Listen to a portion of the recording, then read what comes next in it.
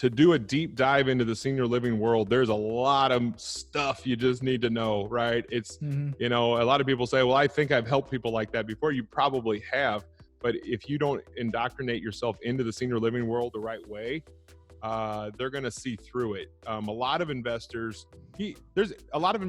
might start, but then they don't take the time to actually build the relationships. But I'm here to say, if you build them right, you can build a business that comes to you. And even in the future, no matter who the president is or what the economy is like, what I do is going to be relevant because people will continue to get older. That's not going away. And if you look at the stats, I love this stat, Jack. 70% of Americans, 70% of Americans over the age of 65 will live in some sort of assisted care before they pass away.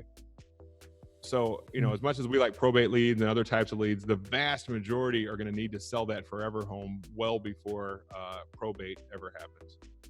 That's where the market actually is. No, I get it. So when your students get one of these houses, it's easy to see that reputation is a big part of this. I mean, you have to do what you say.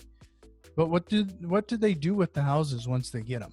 Do they? Well, I hope they keep them as rentals, or they'll rehab them or wholesale them. You know, how they dispose of it, I don't care how they dispose of the houses. I hope they build a rental portfolio or whatever they want to do with them. You know, when you get to a certain volume, you can't rehab them all. You can't hotel them all. You can't wholesale them all. You know, you have to have different tools in your belt. And so what I hope is, you said we're in the marketing business.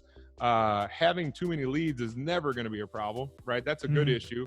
We'll figure out a way to, finding the deals is the hard part in our business. It's not the knowing what to do with them on the back end. I love the fact that if you had that problem, that you get to pick and choose, cherry pick the rehabs you want to do, cherry pick the wholesales you want to do, the rentals you want to do, and then the market will absorb the rest. And like I said, I have nationwide buying networks, right? I want to buy houses nationwide too. So I help my students by actually giving them an outlet to sell them to me in my group. So sure.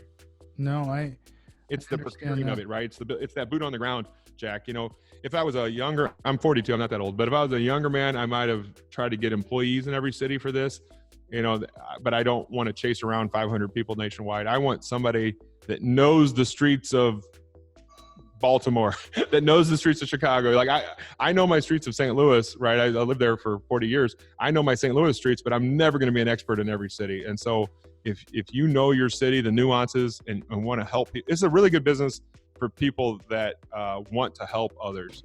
And the real estate side is almost like the easy part of it. You know, there's three people I help: the senior living industry, the families that are moving into senior living, and then the investor.